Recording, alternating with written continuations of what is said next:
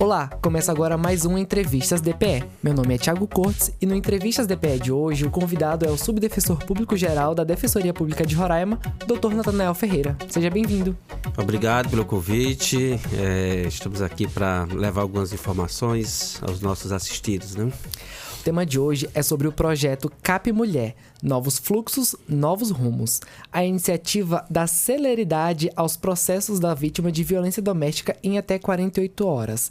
Os serviços jurídicos abrangem as mulheres que forem atendidas por violência na Defensoria Especializada de Promoção e Defesa dos Direitos da Mulher, que fica na Casa da Mulher Brasileira, chefiado pela doutora Terezinha Muniz, defensora pública, que agora receberão serviços jurídicos como a guarda dos filhos, divisão de bens e pensão alimentícia no mesmo atendimento. Então, doutor, eu queria que você explicasse como que funciona esse projeto. A primeira questão foi o olhar, né, da defensora titular da Defensoria Especializada referente a esse público específico do atendimento da Defensoria. Nós tínhamos um modelo que não atendia inicialmente a proposta, né, da própria situação do juizado especial da mulher, que é exatamente o acolhimento integral dessa mulher, né, na tentativa de também quebrar um ciclo vicioso. Então, esse atendimento da especializada, ela se fazia necessário avançar em outros temas que não especificamente só o aspecto criminal da violência doméstica, né, mas também outros aspectos como a questão das situações que envolvem ali o direito de família. Exatamente. Eu queria que você explicasse exatamente sobre isso, sobre o ciclo de violência e como que ele funciona, como que a Defensoria atua para quebrar esse ciclo. Uhum. A gente sabe, né, que esse ciclo de violência ela se dá em vários aspectos da vida da vítima, da mulher, né? E aí nós temos diversos aspectos dessa violência, a violência psicológica, a violência financeira, a violência física, né, emocional. Então, nós temos esse aspecto múltiplo dessa violência contra a mulher. E no rompimento desse ciclo, é importante você empoderar essa mulher para que ela tome essa consciência e essa necessidade de rompimento. Ninguém consegue fazer esse rompimento se não for a própria mulher, né? E ela se apoderando e se conscientizando. Os órgãos que atuam em sistema de rede de proteção que tem que ter as estruturas adequadas, os mecanismos adequados para fortalecer essa decisão da mulher. Então, o atendimento jurídico, expandindo também para outras áreas que não, como foi dito anteriormente, não só o aspecto criminal, mas também trazendo outros aspectos dessa vida, dessa família, né? Que é o aspecto que envolve muitas das vezes a questão de uma fixação de pensão alimentícia, porque em algumas das vezes você tem a mulher ali que é dependente econômica do agressor. Então, como é que você consegue romper esse vínculo Ou então mora na casa dele, né? Como é que você consegue romper esse vínculo sem dar essa sustentação para que a mulher, né, durante esse período de adaptação, de mudança de vida, possa se organizar? Então, foi pensando nisso que a Defensoria resolveu criar, como o projeto coloca, né, criar novos fluxos para que essa vítima possa ter novos rumos, né? Então, foi isso que foi pensado. É importante falar como é que a gente tinha arquitetado o atendimento anterior ao que foi colocado, né? Nós tínhamos ali a mulher vítima de violência sendo atendida na Casa da Mulher Brasileira, através da Defensoria Especializada de Defesa e Promoção do Direito da Mulher. E lá mesmo, ela recebeu um agendamento para se deslocar até a sede, ali no terminal de ônibus, e ali ela seria atendida, né, pela CAP, nessas situações de menor complexidade, né, que é a questão de família, a questão ali de regulamentação da visita, da guarda e por aí afora. O que foi que a gente percebeu quando começou a levantar alguns números? Primeiro, o número de desistência, né? Circulava ali algo em torno de 40% das mulheres desistiam de procurar a Defensoria Pública, porque você tinha entre a violência até o atendimento efetivo na Defensoria para tratar desse outro tema, você tinha em média ali de 15 a 20 dias. Um tempo muito grande. E a pessoa realmente desiste de continuar Né? esse processo. Quem está ali numa situação de urgência, que precisa resolver ali, então esperar 15 a 20 dias é muito tempo. E após esse atendimento na defensoria, você ainda tinha um outro tempo até o ajuizamento da ação. E um outro tempo até o juiz decidir. Então, nós tínhamos aí, em algo para decidir mesmo, em favor da mulher, de 30 a 40 dias. E a gente sabe que se a coisa não funciona, você não estimula para que outras pessoas procurem aquele serviço. Um serviço ineficiente, ineficaz, a população depois não procura mais para aquilo, porque não resolve, né? Então, a gente, preocupado com isso, a doutora Terezinha, muito sensível a essa questão da mulher, né, da violência, procurou a administração para se desenhar e se pensar outros modelos, né?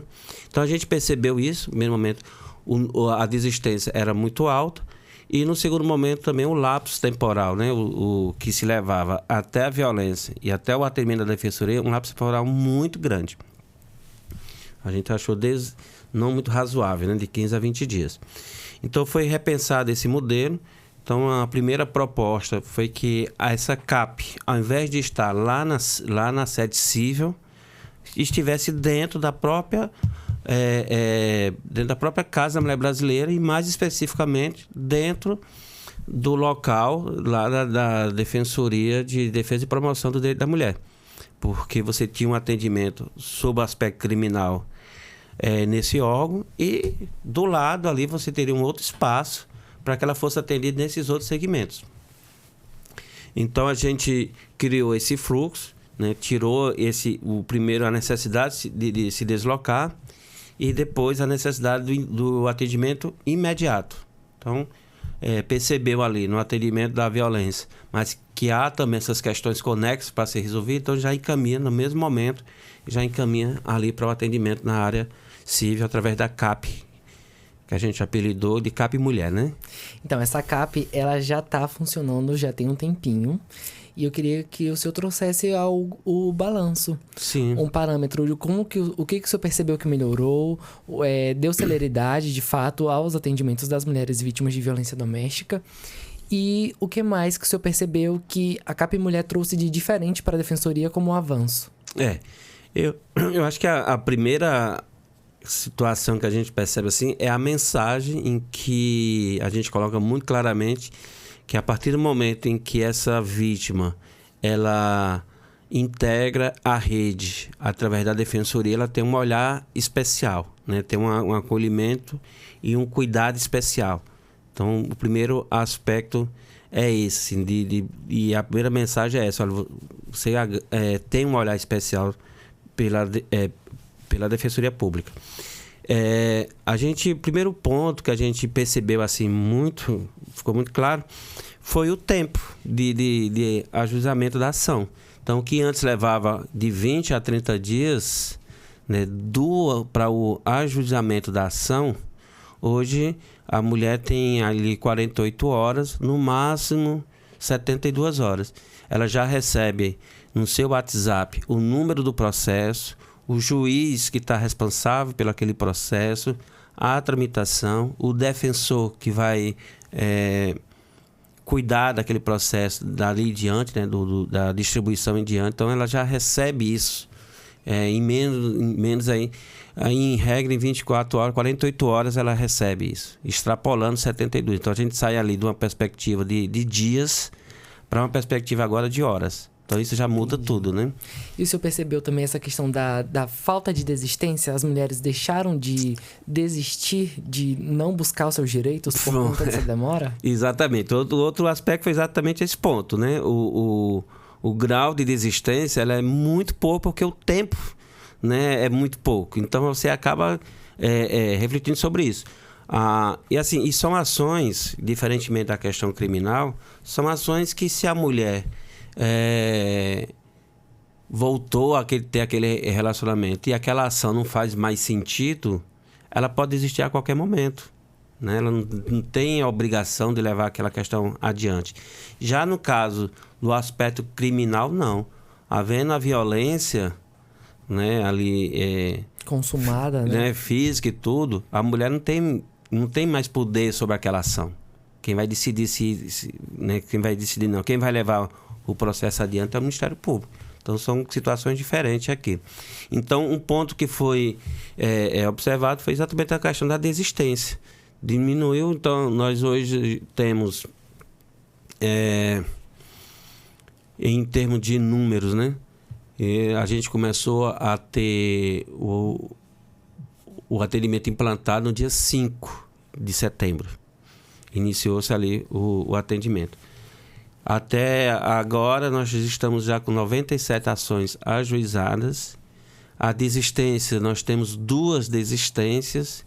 E tem uma situação que é a questão e 12 petições a serem feitas porque falta documento, às vezes, né? Falta documento, não tem orientação adequada. Às vezes ela pensa ali mesmo, quando ela toma conhecimento que a Defensoria ali já pode entrar com ação, é exigido os documentos, então ela é organizado outro prazo para trazer esses documentos. Mas estamos com os documentos em dia, tudo organizadinho, em 24 horas essa ação é ajuizada. Quais são os documentos necessários para ingressar com uma ação? A gente, nesse aspecto, a gente está exigindo os documentos mínimos, né?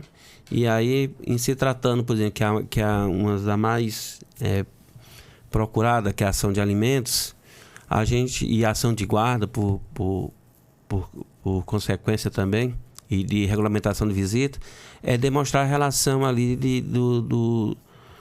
a relação familiar, né? Então, se é uma ação de alimentos, nós temos que ter a certidão de nascimento. Da mesma forma, sendo ação de guarda ou de regulamentação de visita, também tem que ter a certidão de nascimento para poder mostrar essa relação, né? Essa obrigação e esse dever que nesses 3 tipos de ação, que é o dever de guarda, o dever de cuidado, que outra parte deve ter. Então, a documentação é mínima. É a identidade e esse documento que consegue comprovar esse vínculo. E aí, esse projeto, o CAP Mulher, então, se relaciona com outros projetos da Defensoria, como no caso, o Meu Pai Tem Nome.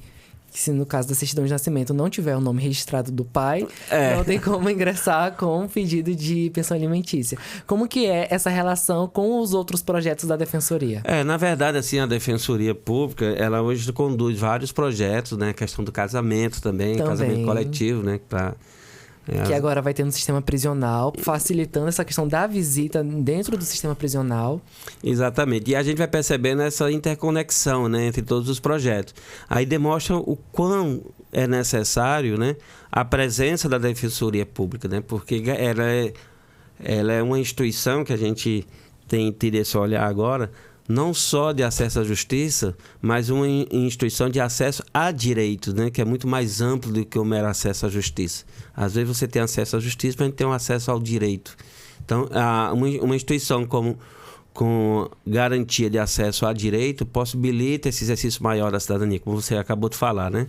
É uma certidão de nascimento que vai permitir você ali estar integrado aos programas de proteção social, a própria possibilidade do exercício do direito de ação, talvez vinculado a esses documentos. Então, a gente percebe essa interconexão e quanto é importante a administração manter esses programas, né? Ter esses programas como uma política institucional permanente. Isso é muito legal, essa interconexão, como o senhor falou, dos projetos da Defensoria, tudo pensado para melhorar de fato, o atendimento e o acesso a direitos da população.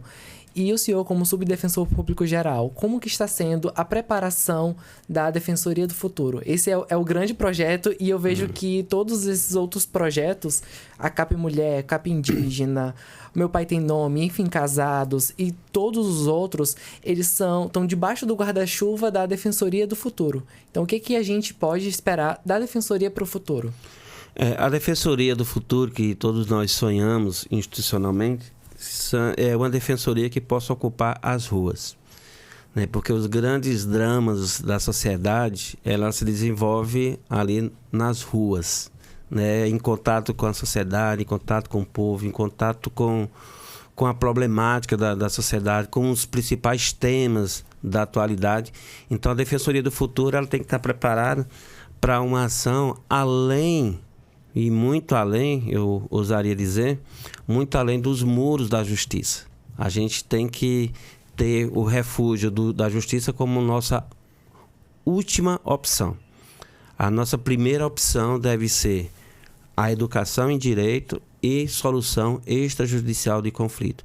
E essa solução extrajudicial de conflito, na verdade, a gente deve empoderar as pessoas para que elas sejam capazes de realizar isso, que essa própria sociedade, os mecanismos que a sociedade já detém, permita fazer uso dessas ferramentas sem ter que, ao tempo todo, você está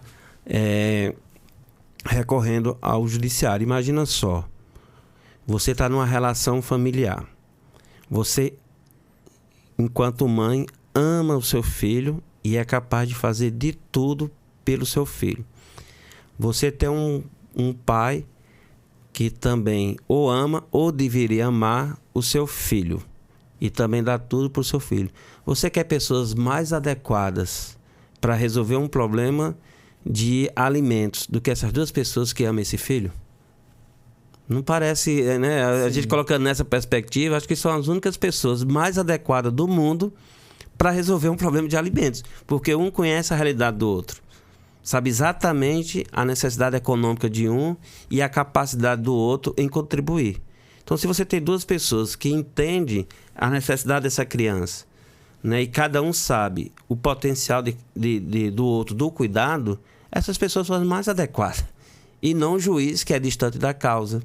Um juiz que muitas das vezes vive numa outra realidade econômica e não consegue ter essa sensibilidade, esse olhar para uma família ali que às vezes não detém recursos. Então, é essas pessoas. E é isso que a Defensoria tem que incentivar, que essas pessoas consigam resolver seus problemas. E aí você se estende para uma questão de um divórcio, né? A questão do reconhecimento de uma paternidade. Em vez de você estar ali e deixar a justiça para aqueles casos realmente que o conflito seja muito complicado aquelas pessoas que estão envolvidas resolver. Então, eu sonho e desejo, como Defensoria do Futuro, essa defensoria que esteja confundido ali no dia a dia da população, sabe? Que a população tenha a defensoria ali como um amigo, como um parceiro, uma pessoa que possa auxiliar, esse tipo de defensoria. E não a defensoria que esteja presa em seus gabinetes, em que os defensores sejam tratados como doutores, aquela coisa muito distante. A defensoria tem que ser, acima de tudo, a defensoria muito amiga e presente no cotidiano da sociedade. O senhor falou sobre educação em direitos, que é justamente essa questão de você conhecer o seu direito e resolver os seus próprios conflitos, tendo conhecimento do direito e sabendo que o nosso legislativo e judiciário é sobrecarregado, isso é fato. E frente a isso, a Defensoria ela tem a redação nas escolas, que inclusive esse ano o tema é Defensoria Pública do Estado de Roraima e os direitos da população em situação de rua, que também é um outro olhar para um público invisível para a sociedade. Como que foi esse... Eu sei que não é o senhor que está à frente desse projeto, é a doutora Leni Rodrigues, que é presidente da SDEP, que é a Escola da Defensoria Pública, mas como que o senhor avalia essa iniciativa da escolha desse tema? Pois como foi dito anteriormente, né, a questão da defensoria estar nas ruas, né, estar ouvindo a sociedade, estar inserido nesse contexto e nesses temas. A defensoria, ela é uma instituição garantidora de direito e, portanto, uma instituição que promove a inclusão social. E ela deve, de fato, estar debatendo e discutindo temas que, eu diria, muitas das vezes, é constrangedora para a própria sociedade, né? Então, quando você discute e traz esse tema, população em situação de rua, são aquela população em que a sociedade, muitas vezes, nega a sua existência, né? Porque é constrangedor uma sociedade ter pessoas ali que estão marginalizadas. Então, muitas vezes, você não quer nem discutir esse tema, porque o tema é constrangedor. E a Defensoria tem que ter essa capacidade e essa ousadia. Então, esse tema é exatamente por conta dessa sensibilidade, né, que a Defensoria tem que estar nas ruas, tem que estar nesse cotidiano da sociedade. E é uma população que, dentre as populações que a Defensoria deve atender, que estão em vulnerabilidade social, é a que está no último grau de vulnerabilidade, né? Então, você ter uma pessoa ali que não tem o direito a um asilo, né? Você ter a sua moradia como um ponto de proteção, não só proteção física, né? Climática, essa questão, mas é uma proteção no sentido de aqui ninguém entra, aqui é meu refúgio, aqui é meu lugar, se alguém quiser entrar vai ter que ter uma ordem judicial para adentrar na minha casa. Então, esse sentimento de garantia e de segurança, essas pessoas são negadas a isso. Então, se você tem a sua integridade, não apenas moral, mas física, nesse grau de vulnerabilidade, esse grupo tem que ser um grupo de preocupação da Defensoria. Então, esse tema, e a escolha desse tema, ela se dá muito por essa sintonia que a Defensoria tem, essa sensibilidade que a Defensoria tem exatamente com esses grupos mais vulneráveis, né? Aqueles grupos que estão num grau de vulnerabilidade extrema. Sim. E falando de vulnerabilidade, não só social, mas também econômica. Última semana, uma mulher veio até mim, buscando, né, como eu trabalho na Defensoria, ela veio perguntar para mim como que ela faz para conseguir uns remédios pro filho dela. E aí eu orientei, tem um núcleo da saúde especializado que consegue medicamentos, cirurgias. E assim, recentemente a Defensoria conseguiu uma cirurgia no valor de R$240 mil. Um remédio para uma jovem que sofria de depressão no valor de R$70 mil. Só que o que essa senhora queria de mim era um remédio que custava R$20. Era uma pomada que custava R$18 numa farmácia popular qualquer. Então, essa vulnerabilidade, ela não é só social, ela também é econômica. E qual é esse cuidado que a Defensoria tem com essa pessoa que está em vulnerabilidade também econômica?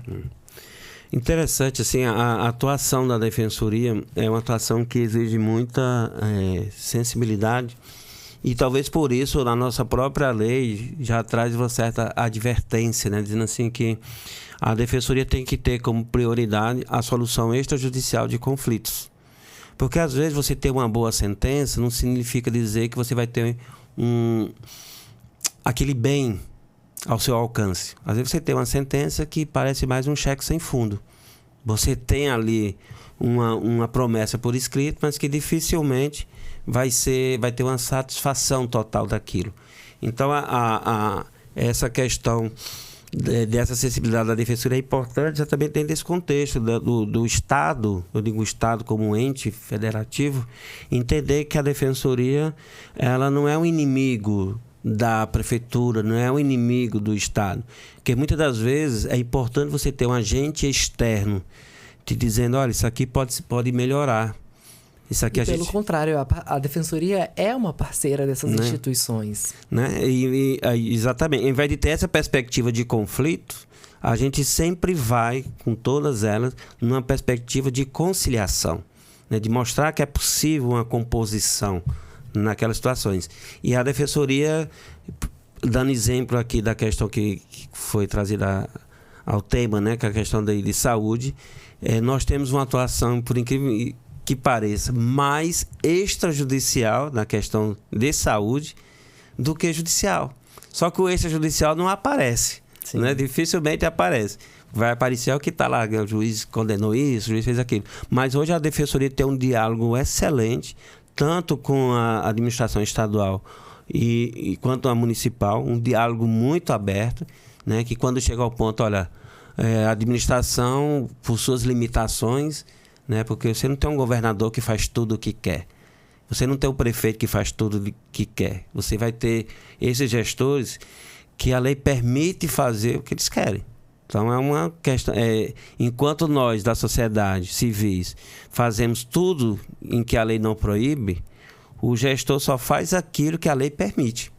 E às vezes isso tem um limite, né? Eles ficam bem mais engessados na atuação. Às vezes você tem um limite de atuação. E aí a Defensoria, quando esgota toda essa possibilidade, há a questão da judicialização, mas no sentido também de melhorar a gestão pública, né? Então, o outro diálogo que a Defensoria tem muito excelente é com os programas de inclusão social, de proteção, né? Esses programas de renda, em que quando está num estado de vulnerabilidade muito sensível, trazendo aqui, por exemplo, a questão da mulher vítima de violência, que às vezes tem que abandonar a casa e não, né, não tem nem ideia como fazer para se manter dali diante.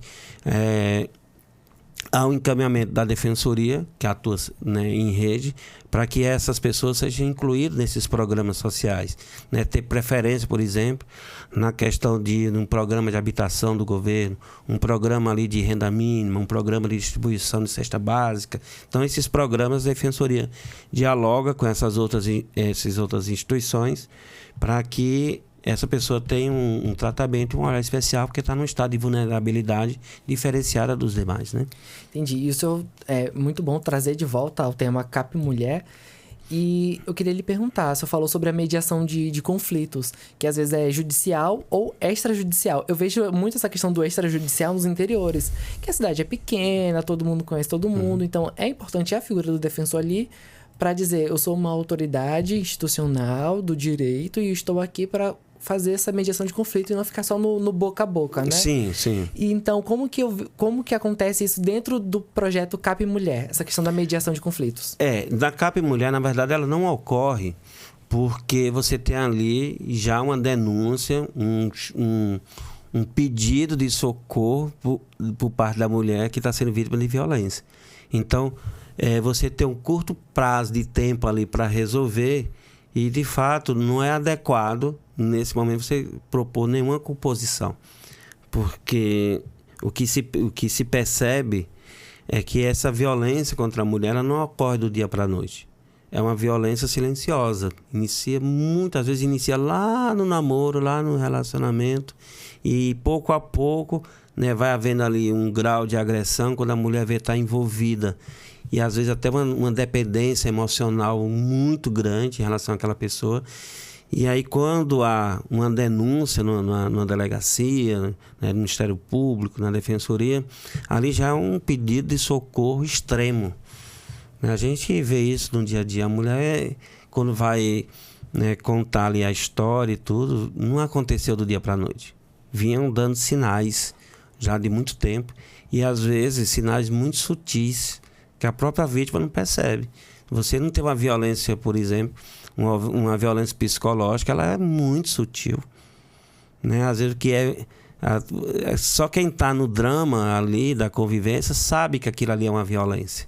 Né? Porque a pessoa resolve deliberadamente atingir exatamente naquele ponto mais fraco da outra. Então, a questão da conciliação na violência doméstica, ela não ocorre e não deve ocorrer, exatamente por essa janela ser muito curta, né? Então é importante você primeiro acolher essa mulher que está pedindo socorro, resolve o que é que tem e tal.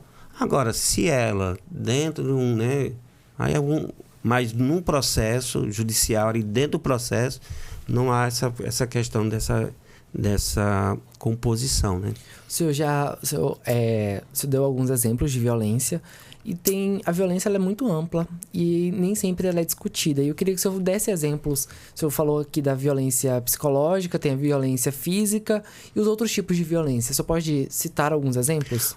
Você tem a violência financeira, que é um aspecto interessante, que no primeiro momento nessa geração de dependência, né, que a gente falou aí, às vezes se apresenta como um cuidado, né? Diz assim, olha, você não sabe administrar bem os teus recursos e tal, vamos fazer assim, e a mulher ali envolvida naquela relação vai entregando, né, às vezes até sem perceber e achando que é melhor para si, essa questão da administração financeira da família, né? Então, algumas das vezes, ela não sabe nem a senha da sua conta. A pessoa ali, o parceiro, tem a senha que movimenta tudo, ele que faz os pagamentos. Pega empréstimo em nome da mulher, que muitas das vezes nem sabe que esse empréstimo ocorreu. E aí, quando essa relação implode, vem à tona toda essa situação financeira.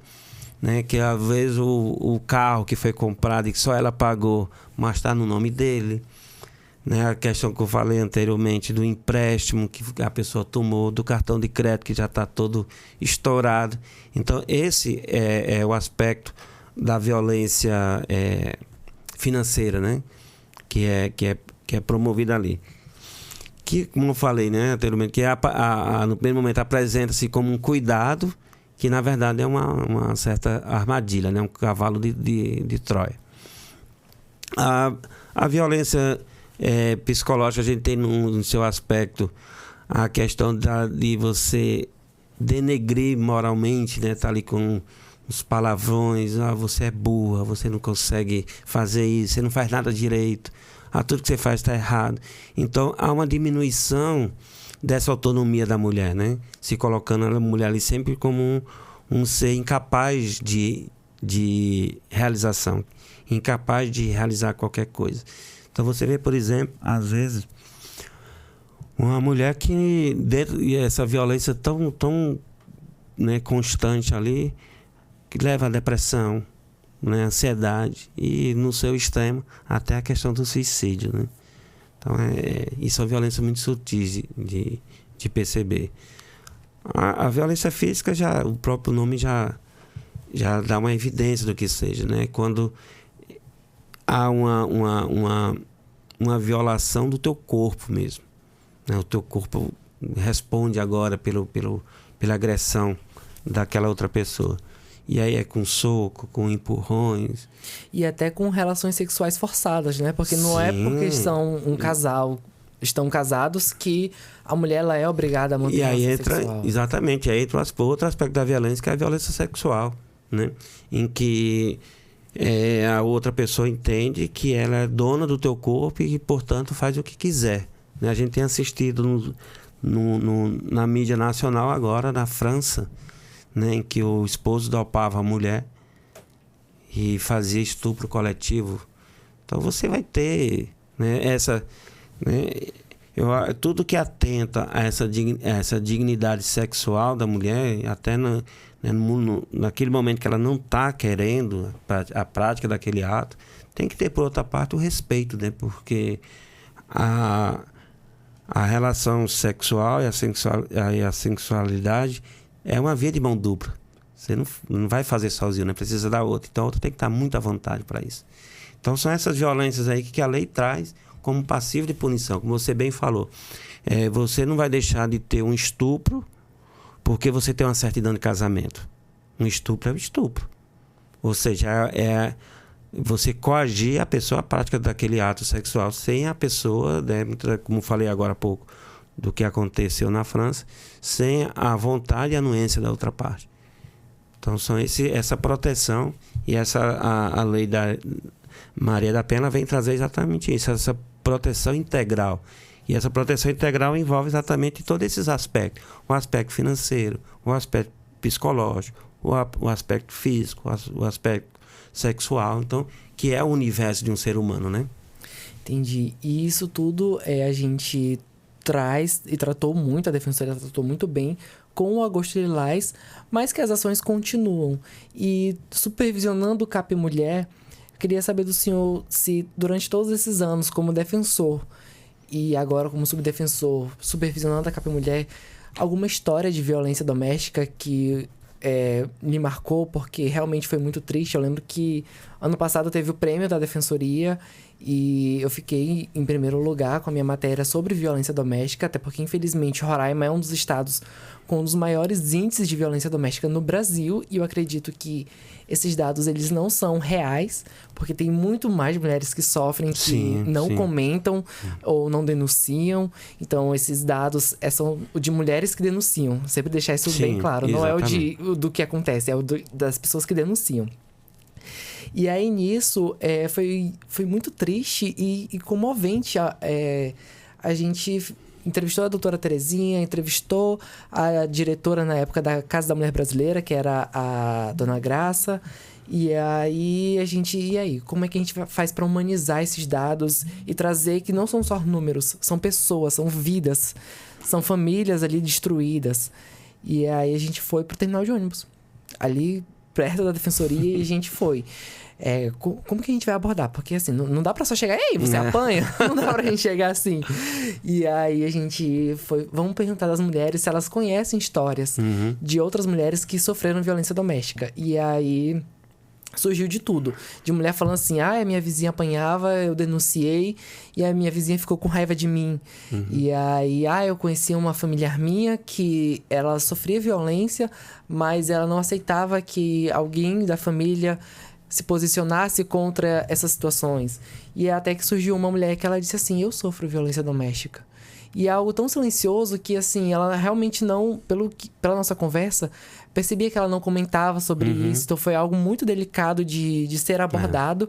E na matéria, a gente preserva a identidade dela, porque ela ficou com medo de o marido, por um acaso, saber. E, nossa... E ela sofreu uma retaliação, assim. Então, eu queria saber do senhor alguma história que lhe marcou. Tem uma história, assim... A gente fala em violência contra a mulher e, na verdade, é uma violência doméstica, né? Que foi um caso... Porque, assim, você tem amores e amores. Você tem amor que você consegue romper muito facilmente, né? Ali com a outra pessoa. E esse me chamou bastante a atenção, mais pelo sentimento de impotência diante daquele amor, né? Quando a gente fala do amor de uma mãe para um filho, como é que você vai renunciar a esse amor? Né? Como é que a outra pessoa ali... A outra violência é perpetrada em valor de um vício em droga. Né? Como romper, como tirar a pessoa daquele ciclo de violência. Então, foi um caso que me marcou muito profundamente, porque traz esses aspectos que foge, eu diria que foge, à questão meramente de um olhar judicial. Porque nós tínhamos, né, sobre esse caso, eu trago esse caso a exemplo, porque se fala muito da violência contra a mulher, violência contra a mulher. Um pouco sobre como que foi. Assim, dentro da medida, né, do permitido, sim, claro. Era um casal já de idosos, né, com mais de 70 anos, o parceiro ali com 80 anos, e um filho viciado em droga. E esse filho praticava todo tipo de violência. A violência física, batia nessa senhora. A violência financeira, porque ela já não tinha acesso à sua conta. Os patrimonial, né, que o seu patrimônio sendo dilapidado. E o que aparecia pra gente era esse agressor que era filho da vítima. E o amor incondicional dessa vítima pelo seu filho, que entendia que estava num estado ali viciado no uso de droga, e no meio desse conflito o Poder Judiciário, Defensoria e Ministério Público, todo mundo junto. E um sentimento de impotência enorme, porque o Judiciário mandava prender, a mãe, né, sofrendo com aquilo, com a ausência, sem saber o destino do filho, que quando chegava lá, acusado de ter batido na própria mãe, apanhava na cadeia, sofria agressões na cadeia. A mãe ia lá para tirar, para pedir, né, que seu filho saísse daquele estado de coisa. E quando o filho retornava, a violência continuava. E o que mais me sensibilizou foi exatamente isso. O sentimento de não poder fazer nada. O sentimento total de impotência, não só da Defensoria, mas de todo mundo. A gente fez várias audiências, né, para ele se comprometer em fazer um tratamento. A gente corria atrás de documento para que aqui não oferecia esse tratamento, de mandar a pessoa ir para fora. A pessoa ali queria se livrar da cadeia, então se comprometia com tudo. Não, eu vou fazer o tratamento e tal. Saía dali, poucos dias, violência. Então, assim, eu trouxe esse exemplo assim, para mostrar que às vezes é muito complicado. Esse drama familiar, né? Muitas das vezes a pessoa se sente até um certo grau de culpa, né? Onde foi que eu errei, em que momento eu errei nessa relação. E um sentimento também de vergonha, né? De você chegar para um parente seu e dizer, olha, eu apanho do meu filho estava fazendo isso. Que a gente tem orgulho de falar do filho quando ele consegue realizar grandes coisas, né? Ou consegue, né, estar bem consigo mesmo na vida. E esse caso assim, foi muito triste para mim, porque a gente sabia qual seria o desfecho daquela história. E o desfecho é o que todo mundo sabia, né? A senhora faleceu, né? Porque tinha que fazer os medicamentos, aquela coisa toda, e o sofrimento em si, né? Levou um estado e faleceu, e tempo depois o parceiro de uma vida, eles tinham mais de 50 anos de casado, tempo depois faleceu. É realmente muito triste. Aquela pessoa que ela mais tentou proteger na vida, né, dando a sua própria vida, né, dedicando sua história, né, para aquela outra pessoa, ficou sem esses cuidadores e continua no vício, e depois também morreu. Então você vê assim, né, tudo é já desenhado por fim mais dramático e drástico, do qual a gente simplesmente não podia fazer nada. E aí serve, assim, eu trago isso como paradigma, porque em todas as outras relações você tem essa capacidade de rompimento, né? Dizer, dar um baixo, dar um chega, principalmente quando é um parceiro. Ali não deixa de ser o filho, né? Independente de qualquer coisa, não deixa de ser o filho, não deixa de ser os pais. Exatamente. E é difícil esse rompimento, Sim. né? Então, foi esse exemplo assim, que me marcou na minha passagem que eu tive como defensor na vara de violência doméstica. Entendi. E sobre o futuro da CAP Mulher? Qual é a expectativa? Qual é o planejamento? Eu sei que é um projeto novo, mas eu sei que sempre voltado, claro, para a Defensoria do Futuro, a gente sempre pode abranger. Então, qual é a expectativa para o futuro da CAP Mulher? Primeiro seria ampliar, né, a gente poder trazer esse atendimento também para o interior, ser encaminhado, e isso a Defensoria aqui entrar com essa ação seria bastante.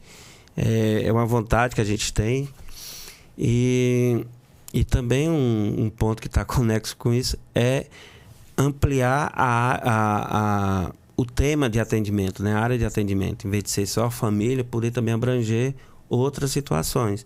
Como, por exemplo, posso dar a título de exemplo, um superendividamento, né, em que a mulher também está no endividamento, e isso, todo esse conjunto de coisas, às vezes o endividamento que ela foi forçada em razão daquela violência financeira. Então, na verdade, seria trazer todos os temas que envolvam aquela mulher vítima de violência, trazer para a CAP Mulher. Hoje a gente está restrito aos temas relacionados à vara de família. Então, que abrange o quê? Abrange a questão da violência doméstica, aliás, alimentos, né? Ação de alimentos, ação de regulamentação de visita, a ação de guarda. São essas ações, divórcio, né? Separação. São essas ações. Mas, como eu falei, teria outras questões, por exemplo, a questão de uma posse, do superendividamento. Então, são temas que eu acho que a Defensoria, a CAP Mulher, vai ter que enfrentar no futuro mais breve possível. Sim, e frente aos outros estados da federação, como que o senhor vê esse projeto frente aos outros estados?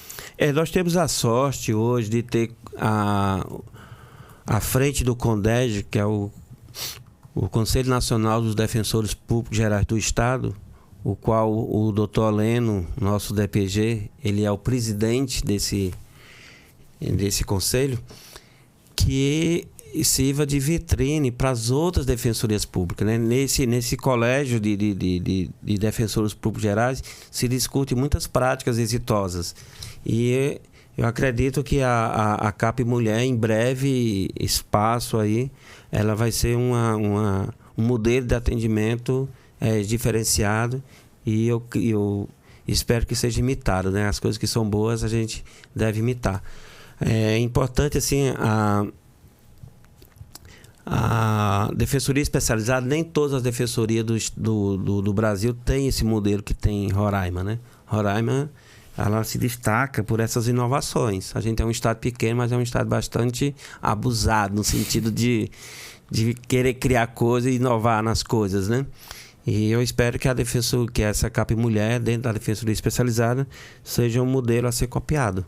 Eu acho que será em breve. Inclusive, é um projeto novo que tem um diferencial muito grande, que é essa questão da celeridade. E essa celeridade tem que ser... O que é bom tem que ser copiado realmente. Inclusive, a gente tem a CAP Indígena, que a CAP Indígena é um projeto também de atendimento aos indígenas, que está sendo copiado por outros estados, por outras defensorias. É um projeto realmente inovador. E além disso, saindo um pouco do foco da CAP Mulher e trazendo para a nossa atualidade, que é as eleições de 2024. Que a Defensoria Pública de Roraima, ela realiza plantões nos finais de semanas, feriados e pontos facultativos. E como no próximo domingo, 6 de outubro, é as eleições municipais, no prédio criminal localizado na rua Soldado PM Arineu Ferreira Lima, no número 1415, no bairro Caranã, e tem um atendimento online também, como que funcionam esses plantões, principalmente nesse grande fluxo que vai acontecer neste domingo nas eleições municipais, que inclusive Roraima tem a sua maioria do colégio eleitorado mulheres. São mulheres que vão decidir, têm o maior poder de decisão de quem vai ser o nosso futuro prefeito ou prefeita e os vereadores. Já há algum tempo, né, a Defensoria tem implantado a questão do plantão, né, que você já tinha ali o Tribunal de Justiça com esses serviços ali já posto à população, mas faltava muito a presença da Defensoria nesses plantões. Então, hoje a Defensoria Pública dispõe de um calendário, de uma escala, em que você sabe previamente quem são os defensores que estarão de plantão.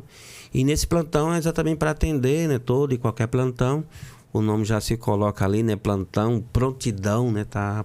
A prontidão são os casos de urgência, né? De urgência e emergência, igual ao hospital. É urgência e emergência. Então, são os casos ali da questão de uma prisão em flagrante, né? Que a pessoa pode ser levada ali para uma custódia no dia seguinte, então já vai ter um defensor. Questão de um habeas corpus nas prisões ilegais e abusiva, um caso de mandado de segurança, se houver uma questão ali do perecimento do próprio direito, né? Então, um concurso público em que o cara soube ali naquele momento que não vai poder fazer. Então, quando se fala em plantão, sempre tem que ter em mente a questão da urgência.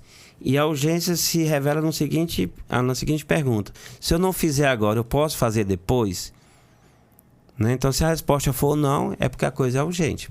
Se a resposta não, sim, eu posso fazer depois e não vai ter nenhum dano a esse bem que eu quero proteger aqui, não vai haver nenhum dano. Então, se não vai haver nenhum dano, pode deixar para depois. Não, então, por outro tipo de exemplo, o cara tá ali, né, numa separação e tá com um filho já para pegar um avião para ir para outro país e não tem... Então, são questões mesmo em que o próprio bem que você quer proteger está sob perigo de algum dano, né? Um dano iminente ou esse dano ser irreversível. Então, é o caso da liberdade. A pessoa foi presa de forma ilegal, abusiva. Então, está ali o defensor para ver a questão da possibilidade de um habeas corpus, essas questões mais urgentes. Entendi. E no caso da CAP Mulher, existem esses plantões também? Não, na CAP Mulher não, porque na CAP Mulher a gente vai pegar aquelas ações conexas com a ação da violência doméstica. Então, a gente... não atende no plantão na CAP Mulher, até porque tem que ter toda a estrutura funcionando, né? Então a gente não atende. Então é isso, a gente estamos encaminhando para o fim. Tem mais alguma coisa que o senhor gostaria de destacar sobre a CAP Mulher ou sobre alguma outra ação da Defensoria Pública? Não, é importante só destacar exatamente essa ousadia que é importante que a administração tenha de primeiro perceber o que está com dificuldade de funcionar e, no segundo momento, a capacidade de inovar, né? Dizer, olha, não está funcionando legal, sem vergonha nenhuma de reconhecer erros, essas questões todas. E vamos tentar fazer um pouco diferente. A gente vê que, a exemplo da CAP Mulher, foi mais uma modelação do entendimento sobre o próprio fluxo, que levou, acho que de forma, às vezes, até natural para esse modelo. Então, eu acredito que a Defensoria tem que ter essa capacidade de inovação. É isso que o projeto ele apresenta e traz, né? Que a gente não está funcionando bem, vamos tentar melhorar. Então, a gente espera que outros fluxos possam trazer novos rumos para a Defensoria e que a gente possa também levar sobre outros atendimentos da Defensoria, tentar trazer também inovações para todos os campos de atendimento da Defensoria, tendo como única e última preocupação melhorar a qualidade do nosso serviço ao nosso assistido, que é a nossa razão de ser. Entendi. Muito obrigado, doutor, pela sua participação no Entrevistas DPE de hoje, que nós falamos sobre CAP Mulher, Novos Fluxos, Novos Rumos. Esse é um projeto da Defensoria Pública de Roraima que está comprometida em oferecer um suporte eficaz e transformar o atendimento a vítimas de violência doméstica, assegurando que elas possam reconstruir suas vidas com dignidade e confiança no sistema de justiça. Esse foi mais um Entrevistas DPE. Eu sou o Thiago Cortes e se você quer acompanhar assuntos de relevância pública, basta acessar os canais da Defensoria no Spotify, Deezer e YouTube. Até a próxima!